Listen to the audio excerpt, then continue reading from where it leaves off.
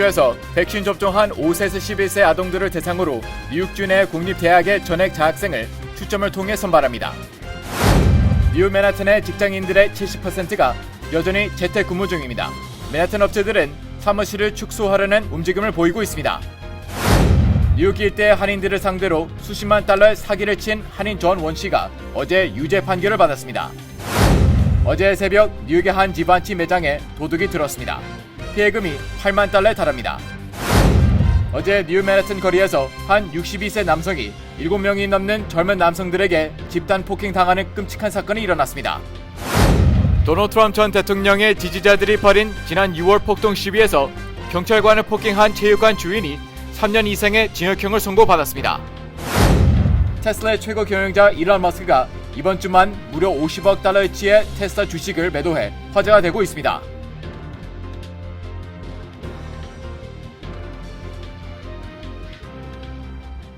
뉴 밀레니엄 뱅크에서 SBA 론 빅 프로모션을 실시합니다. 첫째, 클로징 기준 융자 금액 3%의 SBA 보증 수수료를 면제해드립니다. 둘째, 향후 3개월 동안 원금과 이자를 대신 내드립니다. 셋째, 최소 10% 다운으로 건물 구입과 융자 신청이 가능합니다. 위 내용은 SBA 승인을 대상으로 하며 모든 대출자가 자격이 되는 것은 아닙니다. 본 혜택은 2021년 9월 30일까지이며 SBA에 의해 조기 종료될 수 있습니다. 기타 약관과 조건이 적용되며 프로그램과 약관과 조건은 예고 없이 변경될 수 있습니다. FDIC 멤버 앤 이퀄 하우징 렌더.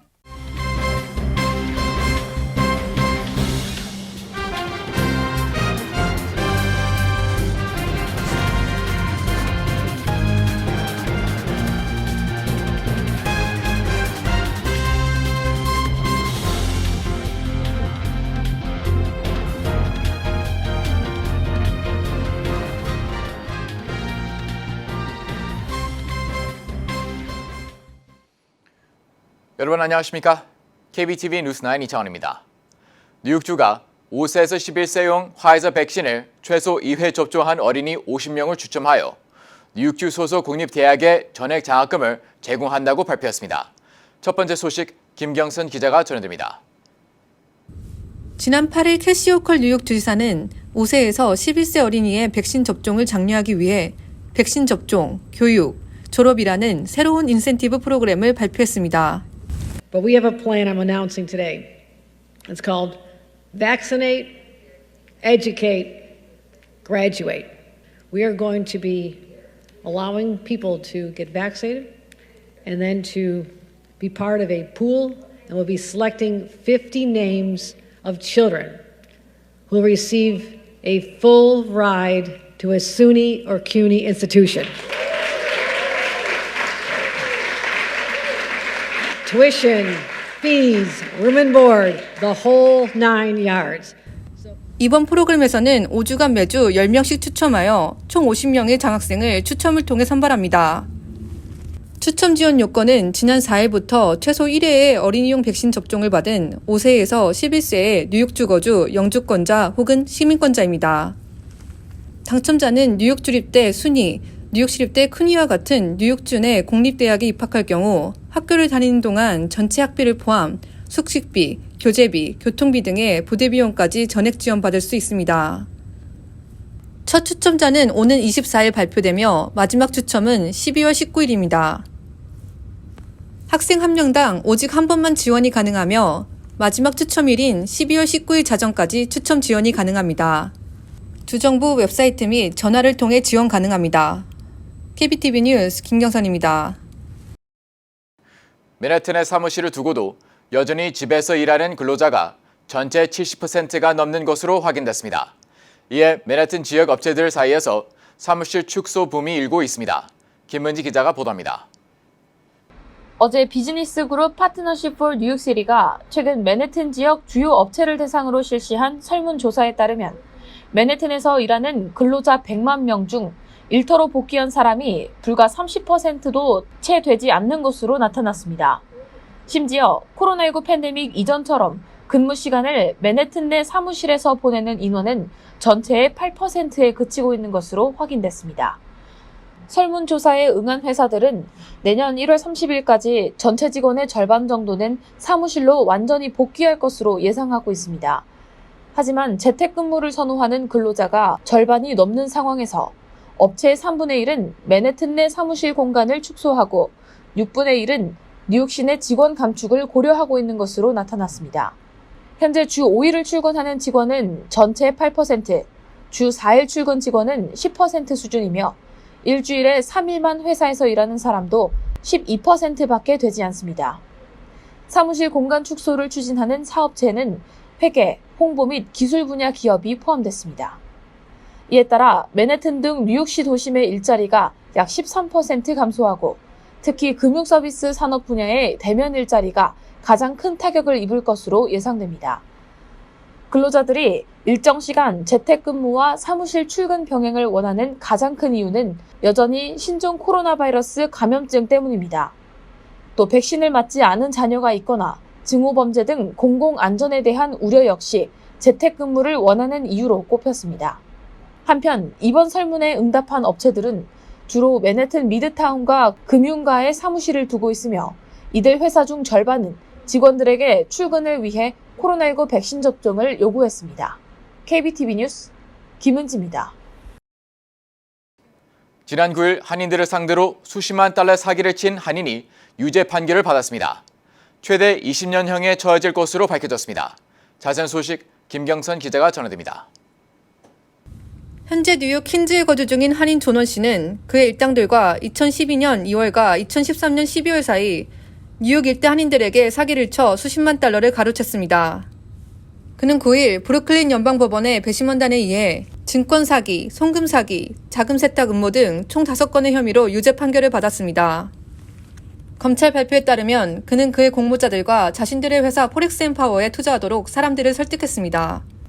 그러면서 포렉스앤파워는 외환시장에서 거래할 수 있는 비밀 투자 프로그램을 개발했으며 투자금을 뉴저지의 사업 확장과 외환시장 거래를 위해 사용할 것이라고 거짓말을 쳤습니다.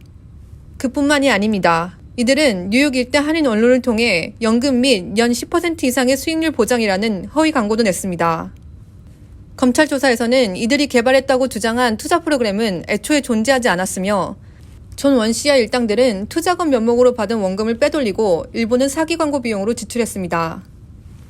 해당 사건 담당 뉴욕 동부지구 브롬피스 검사는 존 원과 그의 공모자들은 우리 지역의 한인 사회를 겨냥했고 사기 행각을 벌여 한인들이 힘들게 번 돈을 가로챘다고 말했습니다.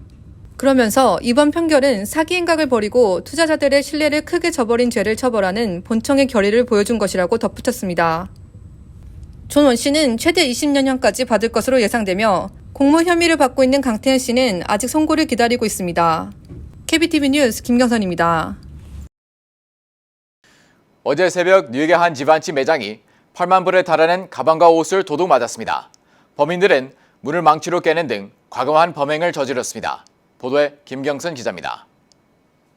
MBC 등에 따르면 어제 새벽 5시경 이스트 65번가와 메디슨 애비뉴에 위치한 지방시 매장에 도둑이 들었습니다. 목격자의 증언에 따르면 10명에서 15명 정도의 사람들이 매장 입구의 유리문을 망치질하여 매장 안으로 진입한 것으로 밝혀졌습니다. 경찰의 발표에 따르면 그들은 선반에 진열된 물건들을 휩쓸었으며 총 80만 달러의 가치에 달하는 39개의 가방과 2개의 여성 의류를 훔쳤습니다.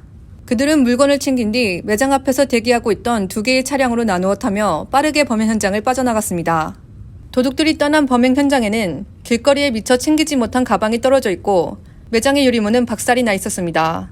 Something like that is not a random act. Obviously, it was planned. That's pretty organized, to say the least. 경찰은 이번 사건이 올해 인근 알렉산더 맥킨과 발렌시아가 매장에서 일어난 2차례 강도 사건과 연관이 있을 가능성을 염두해 수사에 착수 중입니다. KBTV 뉴스 김경선입니다. 지난 수요일 뉴욕시 맨하튼의 길을 가던 한 62세 남성이 최소 7명의 젊은 남성들에게 참혹한 기습 공격을 당하는 영상이 공개돼 충격을 주고 있습니다. 김은지 기자가 보도합니다.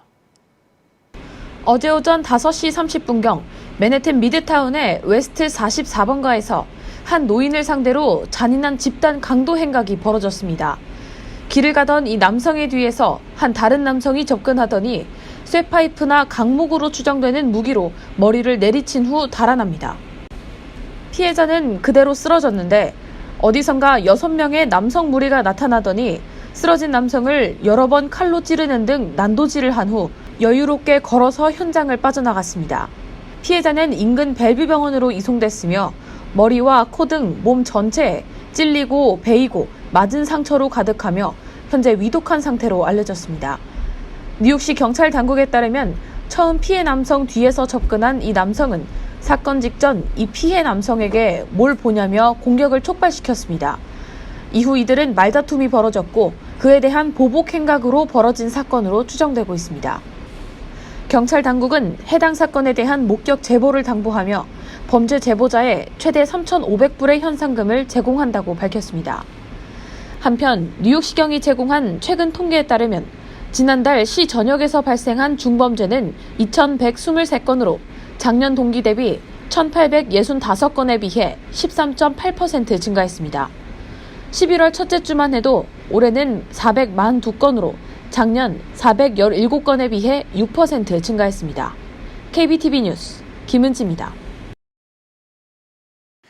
도널드 트럼프 전 대통령 지지자들이 워싱턴 DC 국회 의사당을 공격했던 지난 1월 이 폭동 시위에 참석해 경찰관에게 폭행을 가한 뉴저지주 체육관 주인이 3년 이상의 징역형을 선고받았습니다. 김은지 기자입니다. 워싱턴 DC 지방법원 판사인 로인시 람버스 판사는 최근 국회의사당 앞 폭력 시위 사건 관련 선고 공판에서 이 사건 관련 피고인 중 한 명인 44세 스콧 페어램브에게 41개월의 징역형을 선고했습니다. 그가 박은 형량은 지금까지 유죄 판결을 받은 32명의 피고인 중 가장 긴 형량입니다. 뉴저지주 석세스 카운티에서 체육관을 운영하는 스콧은 국회의사당 앞 폭력 시위가 열린 지난 1월 6일 시위를 진압하는 경찰의 머리를 주먹으로 마구 때린 혐의로 기소됐습니다. 이 같은 그의 폭행 순간은 감시 카메라에 고스란히 찍혔으며 검찰은 이를 근거로 그를 기소했습니다. 램버스 판사는 이날 판결문에서 피고인은 우리 민주주의의 핵심에 심각한 타격을 가했다고 중형 선고 이유를 밝혔습니다. 복싱 코치이자 전 종합격투기 선수 출신인 스콧은 재판 과정에서 그날 내 행동은 무책임하고 무모했다며 내가 한 행동에 전적으로 책임을 진다고 말했습니다. 뉴저지 뉴스 12 방송은 이번 스콧이 받은 형량은 다른 피고인들에 대한 형량 정도의 기준이 될 것이라며 대부분의 피고인들이 예상보다 무거운 실형을 받게 될 것이라고 보도했습니다. 지금까지 국회의사당 폭동 사건과 관련해 기소된 피고인은 400여 명입니다. KBTV 뉴스 김은지입니다. 테슬라의 최고 경영자 일론 머스크가 이번 주 테슬라 주식의 무려 453만 주를 50억 달러에 매각했습니다. 이번 소식으로 주식시장은 아주 떠들썩합니다. 김경선 기자의 보도입니다. 월스트리트저널 등에 따르면 일론 머스크는 앞서 지난 화요일과 수요일 38억 8천만 달러어치의 350만 주를 즉각 매도했습니다. 그리고 어제 저녁 11억 달러어치의 93만 주를 추가로 매도했습니다. 무려 50억 달러가 넘는 금액입니다. 그의 이런 행보는 이미 지난 6일 예견된 바 있습니다. 일론 머스크는 이날 자신의 트위터를 통해 자신이 보유한 10%의 주식을 매도할지 설문조사를 진행했습니다. 총 350만여 명이 참여한 해당 설문조사의 결과는 50%가 매도에 찬성하는 것으로 나타났습니다. 10%의 가치는 약 200억 달러입니다. 주식 다량 매각의 이유 또한 과도한 세금 지출을 피하기 위해서라고 언급했습니다. 한편 일론 머스크의 대량 매도로 인해 주식시장은 떠들썩합니다. 이번 주 내내 하락세를 보이던 테슬라의 주식이 어제 일론 머스크의 매도 소식 후 갑자기 4%가량 상승하며 장을 마쳤습니다. 일부 금융 전문가들은 일론 머스크의 매도로 인해 주식값이 내려가기만을 기다리던 투자자들이 주식을 일시적으로 매수한 것을 이유로 지적했습니다. 이번 주 대량 매도가 있기 전 그는 테슬라의 최대 주주로서 17%의 주식을 보유한 바 있습니다. 현재는 3% 매도하여 166만 주를 보유 중에 있습니다. KBTV 뉴스 김경선입니다. 뉴욕 한인경제단체협의회가 지난 9일 정기 원래회의에서 제41대 신임 의장으로 홍대수 현 뉴욕 한인경제인협회 회장을 만장일치로 선출했습니다. 의장 임기는 2022년 1월부터 1년으로 다음 달 정기 원래회의에서 신임 의장 확정 절차가 진행될 예정입니다. 홍대수 회장 당선자는 그동안 뉴욕 경제인협회가 개최해온 한국 중소기업 우수상품 판매 행사를 경제단체 협의회와 공동으로 개최해 뉴욕과 뉴저지에 한국 중소기업 우수상품 상설 전시장을 마련하고 수시로 전시 대행 판매 및 미주시장 런칭에 직접적인 교두보를 확보하는 데 주력하겠다고 다짐했습니다. 그는 또 협회 모임 활성화로 회원 단합과 친목 강화를 도모하고 이메일 회보를 통한 회원사 성공 사례 홍보 활성화에도 적극 나서겠다는 포부를 밝혔습니다. 마스터피스 헤어의 대표인 홍 당선자는 지난 2004년 경제인협회에서 활동을 시작해 부이사장과 이사장 등을 역임했습니다. 뉴저지 경제인협회는 최근 잉그루드 클립스 바이시클 클럽에서 제20대 회장 선거를 실시해 현 홍진선 회장을 20대 회장으로 선출했습니다. 뉴저지 경제인협회의 박명근 선거관리위원장은 선거 규칙에 의거해 투표 후 24시간 동안 회원들을 대상으로 이의 수령 기간을 거치고 지난 10일 공식적으로 당선자를 확정 공고했다고 밝혔습니다. 홍진선 회장은 부당하게 월드옥타 본부로부터 저희 자격을 박탈당한 데 대해 끝까지 투쟁, 부당하게 월드옥타 본부로부터 지회 자격을 박탈당한 데 대해 끝까지 투쟁해 협회의 직위를 회복하고 회원들의 비즈니스 활성화를 위해 타민족 경제인협회들과의 네트워크를 강화하겠다고 밝혔습니다. 그는 또 국제 비즈니스 박람회를 더욱 확대하여 한국의 중소기업체 미국 진출 가교 역할을 계속 수행해 나갈 것이라고 소감을 밝혔습니다.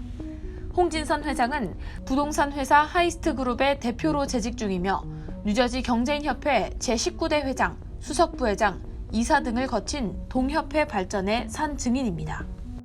지난 8월부터 코로나19 사태로 재정난을 겪는 주택 소유주 보호를 위해 시행해온 뉴저지주의 주택 압류 유예 조치가 오는 15일로 종료됩니다.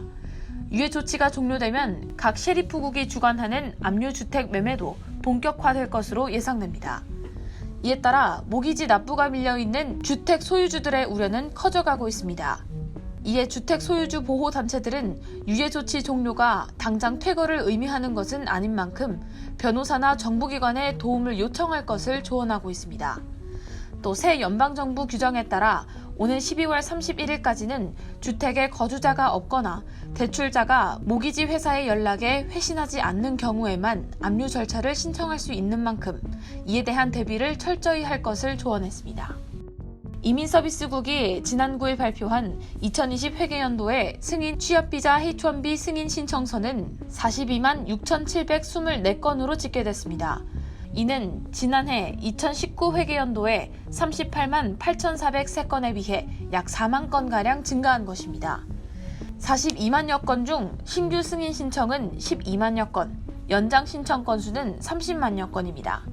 또 이 중 3만여 건은 비자 발급이 거부돼 신청서 10건 중 1건꼴은 기각된 것으로 나타났습니다.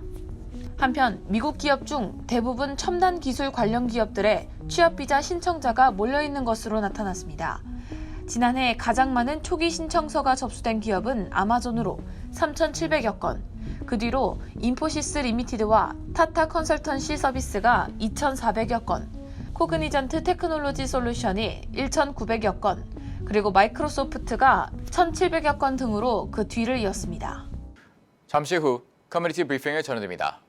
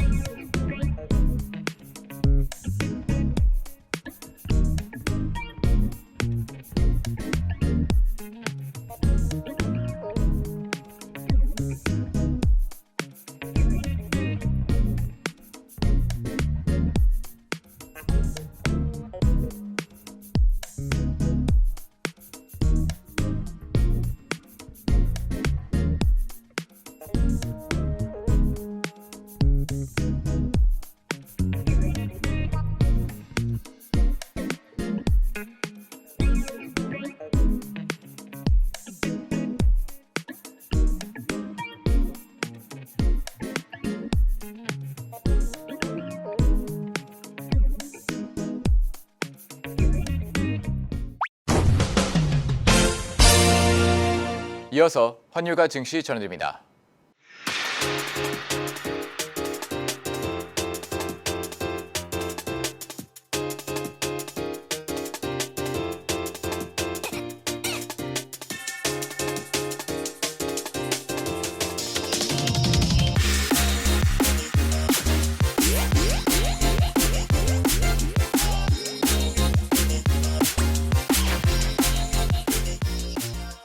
잠시 후 뉴욕과 뉴저지 날씨 전해드립니다.